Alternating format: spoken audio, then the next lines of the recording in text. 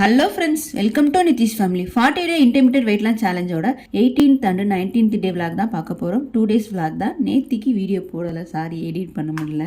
2 நாள், ஒரு நாள் பழங்கள் எடுக்கணும், ஒரு நாள் மீல் எடுக்கிறதும் சாட்டர்டே சண்டே vlog தான் இன்றைக்கி நீங்கள் பார்க்க போகிறீங்க. வாங்க வீடியோக்குள்ளே போகலாம். அதுக்கு முன்னாடி ஃபர்ஸ்ட் நிதிஷ் அப்பாவோட வெயிட் என்ன அப்படின்றது ஃபர்ஸ்ட் பார்த்துடலாம். அதாவது 18வது நாள் ஃபர்ஸ்ட் பார்க்க போகிறோம். மார்னிங்கில் எடுத்த வெயிட் அப்படின்றது 83.400 கிராம் இருந்தது. நிதிஷ் அப்பாவோட வெயிட் முந்தின நாள் வந்து 83.200 கிராம் இருந்தது. கிட்டத்தட்ட 200 கிராம் கூட காமிக்குது. இன்னைக்கு வந்து எல்லா நாளுமே டெய்லி குறைஞ்சு காமிக்காது. ஒரு சில நாள் வந்து குக்கிங் ஃபுட் எடுக்கும்போது இந்த மாதிரி கூட தான் காமிக்கும். ஏன்னா ஒவ்வொரு ஃபுட்டும் ஒவ்வொரு விதமான செரிமான தன்மைகள் இருக்கும். அது மாறும்போது வெயிட் வந்து கொஞ்சம் கூட தான் செய்யும். இது வந்து ஒரி பண்ணிக்காதீங்க. அடுத்து நீங்கள் ஃபுட்டு சேஞ்ச் பண்ணுறதோ இல்லை உங்கள் எக்ஸசைஸ் இன்க்ரீஸ் பண்ணும்போது வெயிட் லாஸ் கண்டிப்பாக இருக்கும். சரி, வாங்க இன்னைக்கு விளாக் என்னன்னு பார்க்கலாம். காலையில் ஃபஸ்ட்டாக எடுக்கிறது 8:30 இருக்கும் மணி. கொஞ்சம் எங்களுக்கு ஹீட் அதிகமாக இருக்கிறதுனால இப்போ நாங்கள் காலையில் இதுதான் எடுக்கிறோம். பழைய சோறு தண்ணி, தயிர் ஊற்றி பழைய சோறு தண்ணி தான். ஆளுக்கு ஒவ்வொரு கிளாஸ் எடுத்துக்குவோம். ஒரு 300 ml இருக்கிற அளவுக்கு ஆளுக்கு ஒவ்வொரு கிளாஸு. எங்கள் அம்மா எங்களுக்கு காலையில் தனியாக எடுத்து வச்சுட்டாங்க.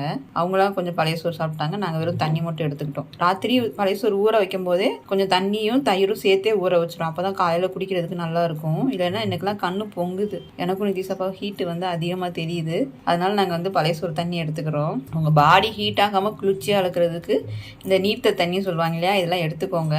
தண்ணி மட்டும் எடுங்க, சோறோடு சேர்த்து எடுத்துடாதீங்க. நானும் நிதிஷப்பாவும் 9 மணிக்கு எடுக்கிறது பழங்கள் தான் எடுக்கிறோம். இன்றைக்கி ஃப்ரூட்ஸ் ஒன்லி அப்படின்றதுனால பப்பாளி பழம் தான். நிதிஷப்பாக்கு 3 பீஸ் பெரிய பீஸாக பப்பாளி பழமும், அதுக்கப்புறம் தண்ணி பழம் வந்து நல்ல பெரிய பீஸ் எடுத்திருக்கேன். இதுவே ஒரு 250 ml இருக்கும். நான் வந்து 2 பீஸ் பப்பாளி பழமும் சின்ன பீஸாக 2 பீஸ் வந்து தண்ணி பழம் எடுத்திருக்கேன். ஸோ நாங்கள் ஃபஸ்ட்டு எடுக்கல. இது வந்து நாங்கள் 2வதாக எடுக்கிறது தான். பழங்கள் எடுக்கிறோம். நாங்கள் காலையில் பழங்கள் எடுத்துட்டோம். பசங்களுக்கு அப்படின்ற போது இட்லியும் பீக்கங்காய் சாம்பாரும், அதுக்கப்புறம் துவையல் அப்படின்றது வல்லார கீரை வாங்கியிருந்தேன். அந்த துவையல் அவங்களுக்கு ஆளுக்கு ஒவ்வொரு டீஸ்பூன் வச்சுருந்தேன். பொதுவாக நீங்கள் வந்து வெயிட் லாஸ்க்கு எப்படிக்கா துவையல் அரைப்பீங்கன்னு கேட்டிருந்தீங்க. வல்லார துவையல் எப்படி அரைக்கிறேன் அப்படின்றது பார்க்கலாம் வாங்க. நான் ஏற்கனவே யூஸ் பண்ண வடச்சட்டியில் தான் அப்படியே யூஸ் பண்ணிட்டு இருக்கேன். அதில் வந்து நல்லெண்ணெய் ஊற்றிக்கோங்க, இல்லைன்னா கடலெண்ணெய் ஊற்றிக்கலாம். டீஸ்பூன் அளவுனா 2 டீஸ்பூன் யூஸ் பண்ணிக்கோங்க. என்னோட டீஸ்பூன் ஒன்றே வந்து 1/4 டீஸ்பூன் தான் வரும். அந்த ஸ்பூனுக்கு 4 ஸ்பூன் ஊற்றினா தான் 1 டீஸ்பூன் அப்படின்றது வரும். 1 டேபிள் ஸ்பூன் அப்படின்றது அது 12 தடவை ஊற்றணும். 2 டீஸ்பூன் அளவுக்கு ஊற்றிக்கோங்க எண்ணெயை. நார்மல் மெத்தடு தான். பட் ஆனால் என்னென்னா எண்ணெய் நிறையா சேர்க்காதீங்க. கடலெண்ணெய் சேர்த்துக்கோங்க, இல்லை நல்லெண்ணெய். உளுந்து, வெள்ளை உளுந்துனாலும் சரி, கருப்பு உளுந்துனாலும் சரி, 1 டேபிள் ஸ்பூன் அளவுக்கு போட்டு நல்லா செவக்க வறுத்துக்கோங்க.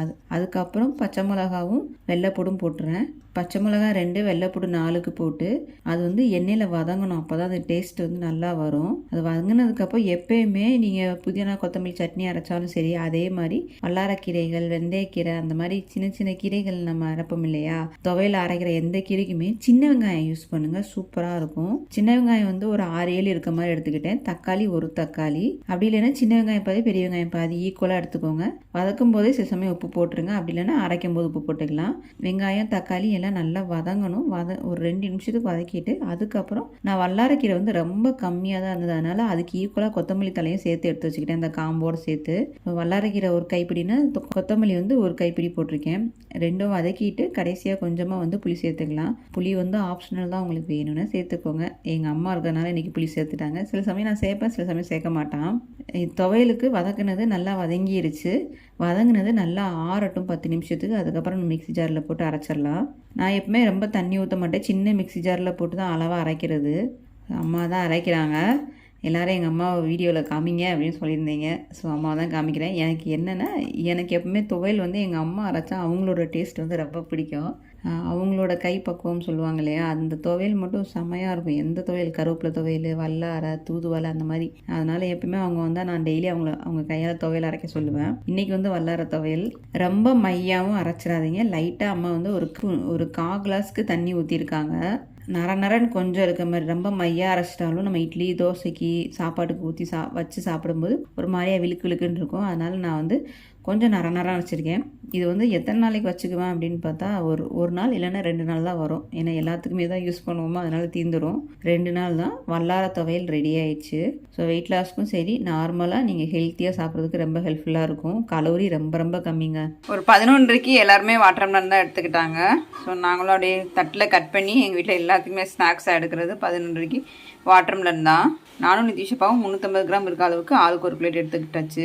மணி மத்தியானம் 12:30 ஆகுது. நானும் நிதிஷப்பா எடுக்கிறது பப்பாளி பழம் தான் எடுக்கிறோம். ஸோ இது ஆளுக்கு வந்து 350 கிராம், எனக்கு 350 கிராம் இருக்குது, நிதிஷப்பாவுக்கு 400 கிராம் கிட்ட இருக்குது. இது பசங்களுக்கு ஸ்நாக்ஸாக கொஞ்சமாக எடுத்து கொடுத்துட்றது. 2 பப்பாளி பழம் வாங்கிட்டு வந்தோம். நாள் ஒன்று மறுநாள் ஒன்று சொல்லி 2மே காலி பண்ணியாச்சு. நல்லா பழுத்துருச்சு, அதனால் அப்படியே சாப்பிட்றது கரெக்டாக இருக்கும். மத்தியானத்துக்கு எடுக்கிறது பப்பாளி பழங்கள் தான். 2 மணிக்கு மேலே நாங்கள் டி நகர் தான் கிளம்பணும். அம்மாவுக்கு ஒரு சில ஜாமான் டி நகரில் வாங்கணும். நாங்கள் வாங்கிட்டு அப்படியே பசங்களை பீச்சுக்கு கூட்டு போகலாம் அப்படின்னு தான் கிளம்பணும். ஸோ ட்ராவலில் இதான் எங்கள் அம்மா பார்த்துக்கோங்க. நல்லா 2 பசங்களும் விண்டோ சீட்டில் உட்காரணும் சொன்னதுனால எங்கள் அம்மா நடுவில் உட்கார வச்சு ஒருத்தர் இந்த பக்கம் ஒருத்தர் அந்த பக்கம் அந்த மாதிரி உட்காந்துக்கிட்டாங்க. இப்போ நம்ம வந்து வெளியே போகிறோம், வீட்டில் டயட் ஃபாலோ பண்ணிட்டு இருக்கும்போது நம்ம வெளியே போயிட்டோம் அப்படின்ற போது டயட்டை ஃபாலோ பண்ண முடியாது அப்படின்னு நினைக்காதீங்க. குக்கிங் ஃபுட்டை அவாய்ட் பண்ணிவிட்டு அன்குக்கிங் ஃபுட்டு, அதாவது பழங்கள் எடுத்துக்கிறது, வேர்க்கடலை வேக வச்சு எடுத்துக்கிறது, அந்த மாதிரி ஹெல்த்தியான ஃபுட்டு, அந்த மரவள்ளிக்கிழங்கு அந்த மாதிரி பயிறு ஐட்டங்கள் வேக வச்சு கொடுப்பாங்க இல்லையா, அது பொரி, அந்த மாதிரி ஐட்டங்கள் நீங்கள் எடுத்துக்கிட்டிங்கன்னா வெயிட் லாஸ்க்கு நல்லா ஹெல்ப்ஃபுல்லாக இருக்கும். வெயிட் கெயின் ஆகாது உங்களுக்கு வெளியே போனாலும். நானும் நிச்சயமாக 4 மணிக்கு கரும்பு சாறு தான் குடித்தோம். பசங்களும் எல்லாரும் சேர்ந்து கரும்பு சாறு தான் குடித்தாங்க. குடிச்சிட்டு ஒரு 4 மணிக்கு 4:15 நாங்கள் வந்து திருவான்மையூர் பீச்சுக்கு தான் கிளம்பிட்டோம். சனி ஞாயிறுனாலே சொல்லவா வேணும், பீச்சில் வந்து சென்னையில் நல்ல கூட்டமாக தான் இருந்தது. இத்தனைக்கு நாங்கள் திருவான்மையூரில் கடைசியில் போய் தான் வண்டியை நிப்பாட்டியிருந்தோம்.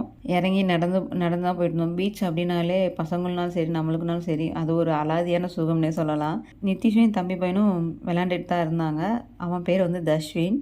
நான் வந்து ட்ரெஸ் எதுவும் கொண்டு போகாதனால ட்ரெஸ்ஸை நினைக்காமல் விளையாடுங்கம்மா அப்படின்னு அவங்க சொல்லிகிட்டு இருக்கும்போது நிதிஷா பையனை ஃபோட்டோ எடுக்கும்போது ஏன் ட்ரெஸ் நனைஞ்சிருச்சு தண்ணி வந்து. அதுக்கு தான் அந்த ரியாக்ஷன். என்னென்னா நான் சாக்ஸ் போட்டிருந்தேன்னா அந்த சாக்ஸ் ஃபுல்லாக நனைஞ்சிருச்சு. அதுக்கு தான் அந்த ஒரு ரியாக்ஷன். வேறு வழியில் செப்பலையும் ஷாக்ஸையும் எல்லாத்தையும் கலட்டிட்டு கொண்டு போய் காரில் போட்டுட்டேன். அதுக்கப்புறம் வெறுங்காலையே நடக்க ஆரம்பிச்சாச்சு. நல்லா ஒரு 6 மணி வரைக்கும் பீச்சில் நல்லா என்ஜாய் பண்ணாங்க. அதுக்கப்புறம் அந்த பெசன் நகர் அந்த பீச் ரோட்லேயே நடக்க ஆரம்பித்தோம். சரி வாங்க ஒரு வாக் போயிட்டு வரலாம் அப்படின்னு சொல்லிட்டு நானும் நிதிஷப்பா தஸ்வின் எல்லோரும் நடக்க ஆரம்பித்தோம். போகிற வழியிலே ஃபஸ்ட்டு நாங்கள் வாங்கி சாப்பிட்டது அப்படின்னு பொரி தான், மசாலா பொரி வாங்கிட்டாங்க. அதுக்கப்புறம் வேர்க்கடலை நிதிஷப்பா கேட்டாங்கன்னு சொல்லி அவங்களுக்கு நான் வேர்க்கடலை வாங்கினேன். அதில் நான் ஒரு 2 பீஸ் எடுத்து சாப்பிட்டுக்கிட்டேன். அடுத்து வாங்கினது அப்படின்னா மோர் விற்றாங்க. சரி மோர் வாங்குவோம் அப்படின்னு சொல்லிட்டு அவங்க 2 பேரும் ஸ்பெஷல் மோர் அப்படின்னாங்க. வேற ஒன்றும் இல்லை, ஸ்பெஷல் மோர் வந்து மேலே கொஞ்சம் காரா பூந்தியும் மாங்காவும் போட்டு கொடுக்குறாங்க. அது வந்து 30 ரூபா போல்க. நார்மல் மோர் வந்து 15 ரூபா போல்க. ரொம்ப திக்காக இருந்ததான்னு கேட்டால் ரொம்பலாம் திக்காக இல்லை ஸ்பெஷல் மோர் அப்படின்றது. நார்மல் மோர் வந்து லைட்டாக கொஞ்சம் தண்ணியாக இருந்தது. ஆனால் அதுதான் எனக்கு ரொம்ப பிடிச்சிருந்தது நார்மல் மோர். நான் எல்லாத்துக்கிட்டையும் வாங்கி கொஞ்சம் கொஞ்சம் டேஸ்ட் பார்த்துக்கிட்டேன். திருப்பி நாங்கள் வீட்டுக்கு கிளம்பிட்டோம். வீட்டுக்கு கிளம்பும்போது வீடு வந்து சேரும்போது கரெக்டாக மணி வந்து 8:30 ஆயிடுச்சு. ஸோ ராத்திரிக்கு அதுக்கப்புறம் நான் எதுவும் எடுத்துக்கல. வந்து வீட்டுக்கு வந்துட்டு குளிச்சுட்டு படுக்க கரெக்டாக இருந்தது டைம். 19th டே காலையில் நிதிஷப்பாவோட வெயிட் 83.250 கிராம் இருந்தது. 18ஆம் தேதி அவங்க பழங்கள் ஃபாலோ பண்ணதுனால கிட்டத்தட்ட ஒரு 150 கிராம் குறைஞ்சிருக்கு. 83.250 கிராம் காமிக்குது. ஒரு நாள் ஏறும், ஒரு நாள் குறையும், ஒரு நாள் பயங்கரமாக குறையும், ஒரு நாள் ரொம்ப ஸ்லோவாக குறையும். பாடி கண்டிஷன் அப்படின்றது டெய்லி மாறும். அதனால ஒரு மோட்டிவேஷனுக்கு பார்த்துக்கோங்க, ரொம்ப அதையே நினச்சி வருத்தப்படாதீங்க. சரி வாங்க 19th டேவோட ரொட்டீன் என்ன அப்படின்றது பார்க்கலாம். சண்டே அப்படின்றது லீவுனால நாங்கள் வந்து 6 மணிக்கெல்லாம் சைக்கிள் ஓட்ட கிளம்பிட்டோம். கிட்டத்தட்ட 1.5 மணி நேரம் தெருவா சுற்றுனே சொல்லலாம். அந்த அளவுக்கு ஏன்னா தெருவெல்லாம் ரொம்ப ஃப்ரீயாக இருந்தது. அதனால நல்லா 1.5 மணி நேரம் சூப்பராக சைக்கிள் ஓட்டிட்டு வந்துடும். டெய்லி காலையில் இப்போ மார்னிங்கில் எங்களோட கலோரி அப்படின்றத நாங்கள் சூப்பராக ஃபினிஷ் பண்ணிடுறோம். அப்படி இல்லை அப்படின்னா சில சமயம் சாயந்தரத்துக்கு என்ன பண்ணுவேன் அப்படின்னா நான் வாக்கிங் போவேன். மொட்டை மாடியில் ஒரு 1 ஹவர் பண்ணுவேன். அப்படி இல்லை அப்படின்னா வீட்லேயே வந்து எக்ஸசைஸ் பண்ணுறது தான். 1/2 ஹவர்லேருந்து 45 மினிட்ஸ் தான் எக்ஸசைஸ் பண்ணுவேன். ஒரு செட்டு தான் பண்ணுறேன். ரொம்ப பண்ண முடியல, பசங்களோட ஸ்பெண்ட் பண்ணுறதுனால அந்த அளவுக்கு தான் பண்ணுறது. 19th டே வந்து என்னோட எக்ஸசைஸும் வாக்கிங்கும் பண்ணேன். அதோட கலோரி அப்படின்றது நான் வீடியோவில் போடுறேன். நான் மார்னிங்கில் எடுத்தது 2 இட்லியும் 1 டேபிள் ஸ்பூன் அளவுக்கு வல்லார துவையல் எடுத்துக்கிட்டேன். அதுக்கப்புறம் கரிசலாங்கண்ணி கீரை பொரியல் தான். காலையிலே கீரை வாங்கியிருந்தோம், அதனால பொரியலை உடனே செஞ்சிருங்கம்மா சொல்லியாச்சு. ஏன்னா காலையிலே நாங்கள் சாப்பிட்டுட்டேன். நிதிஷப்பாவும் நானும் காலையிலே சாப்பிட்டோம். நான் எடுத்து ஒரு 1 ஹவர் கழிச்சு தான் நிதிஷப்பா வந்து அவங்க வந்து டிஃபன் எடுத்துக்கிட்டாங்க. அவங்க எடுக்கும்போது மணி 9:30 இருக்கும். அவங்க 3 இட்லியும் கீரை பொரியலும் அதுக்கப்புறம் 1 டேபிள் ஸ்பூன் அளவுக்கு வல்லார துவையல் எடுத்துக்கிட்டாங்க.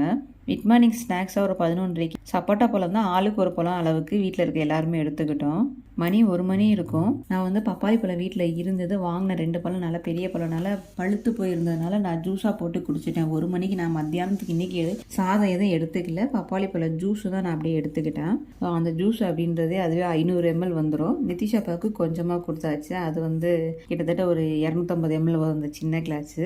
பெரிய கிளாஸுக்கும் சின்ன கிளாஸுக்கும் உங்களுக்கு நல்ல டிஃப்ரென்ஸ் தெரியும். ஸோ வெயிட் லாஸில் இருக்கிறதுனால நாங்கள் பப்பாளி பழம் ஜூஸ் அடிக்கும்போதே கொஞ்சமாக உப்பும் மிளகும் போட்டுட்டு கொஞ்சம் ஜில்லுன்னு இருக்க மாதிரி தண்ணி ஊற்றி மிக்ஸ் பண்ணி தான் நான் அரைச்சிக்கிட்டேன். அந்த மாதிரி ட்ரை பண்ணி பாருங்கள், செம்மையாக இருக்கும். எனக்கு இஞ்சியோட பப்பாளி பழத்தில் வந்து மிளகு சேர்க்குறது ரொம்ப பிடிக்குது. ஸோ நான் வந்து மேக்ஸிமம் பப்பாளி பழம் ஜூஸ் போட்டேன் அப்படின்னா மிளகு உப்பு போட்டு அடித்து ஜூஸாக குடிங்க, செம்மையாக இருக்கும். எந்த விதமான ஸ்வீட்டும் எடுத்துடாதீங்க. 2 மணி இருக்கும். நிதிஷ் அப்பாவும் நிதிஷும் எடுத்துக்கிறது வந்து இன்றைக்கி வந்து கொஞ்சம் ஒயிட் ரைஸ் எடுத்துக்கிட்டாங்க ஒரு 150 கிராமுக்கு. அதுக்கப்புறம் மட்டனுமே ஒரு 100 கிராம் கிட்ட எடுத்துட்டாங்க. முட்டை அப்படின்றது காடை முட்டை வாங்கியிருந்தேன். ஆளுக்கு 3 முட்டை, சின்ன சின்ன முட்டையாக காடை முட்டை தான். ஸோ சண்டே அப்படின்னாலே எங்கள் நிதிஷ்க்கு நான்வெஜ் எடுக்கணும் அப்படின்னு தோணிடுது. அதனால் நான் வீட்டிலேயே மட்டன் தான் எடுத்தேன். மட்டன் எடுத்து சிம்பிளாக வந்து குழம்பு வச்சது தான். அதனால் அவங்க வந்து கொஞ்சமாக தான் எடுத்துக்கிட்டாங்க. கொஞ்ச நாள் மட்டனோட கலோரி கூட வரும், அதனால் அவங்க கொஞ்சம் தான் எடுத்துக்கிட்டாங்க. எப்போயுமே நான்வெஜ் நீங்கள் எடுத்து சாப்பிட்றீங்க அப்படின்னா உங்களோட ரைஸோட குவான்டிட்டியை குறைச்சிக்கோங்க. அப்போ தான் வெயிட் லாஸ்க்கு ரொம்ப ஹெல்ப்ஃபுல்லாக இருக்கும். நான்வெஜ் எடுக்கலாம் வீக்லி ஒன்ஸு, ஆனால் அளவுகள் கம்மியாக எடுத்துக்கோங்க எப்போயுமே. ஈவினிங் 4 மணிக்கு எங்கள் வீட்டில் பச்சை பயிறு தான் நாங்கள் பொரிச்சிருந்தோம், வேக வச்சுருந்தேன். ஸோ நான் கொஞ்சம் நிதிஷ் அப்பா கொஞ்சம் எல்லாம் எடுத்தது தான். நான் சாப்பிட்டது எடுக்க முடியல, இது நிதிஷ் அப்பா சாப்பிட்டது தான். கடைசியாக 5 மணிக்கு நிதிஷ் அப்பா வந்து பச்சை பயிர் சாப்பிட்டது நல்லா ஃபில்லிங்காக இருக்குது, அதனால் எனக்கு எதுவும் வேணாம் அப்படின்ட்டாங்க. பசங்களுக்கும் நிதிஷ் அப்பாவுக்கும் ஆளுக்கு ஒரு செவ்வாழை மட்டும் எடுத்துக்கிட்டாங்க. ஸோ செவ்வாழையோட அவங்க ஃபினிஷ் பண்ணிக்கிட்டாங்க. நான் கடைசியாக 7 மணிக்கு ஃபேட் கட்டர் ட்ரிங்க் தான் எடுத்துக்கிட்டேன். ஸோ 18th and 19th சனி ஞாயிறு பொழுது அப்படின்றது எங்களுக்கு இப்படி தான் போச்சு. நாங்கள் வெளியே போனாலும் டயட்டை ப்ராப்பராக ஃபாலோ பண்ணிட்டோம். அதே மாதிரி நீங்களும் எந்த ஒரு சூழ்நிலையும் டயட்டை ப்ராப்பராக விடாமல் கண்டினியூவாக ஃபாலோ பண்ணுங்கள், செம்ம ரிசல்ட் கிடைக்குங்க. இப்போ இந்த வீடியோ உங்களுக்கு பிடிச்சிருந்தா லைக் பண்ணுங்கள், ஷேர் பண்ணுங்கள். தென் உங்களுக்கு கருத்துக்களை கமெண்ட் பண்ணிக்கோங்க. மீண்டும் நாளை ஒரு vlog-இல் சந்திக்கலாம்.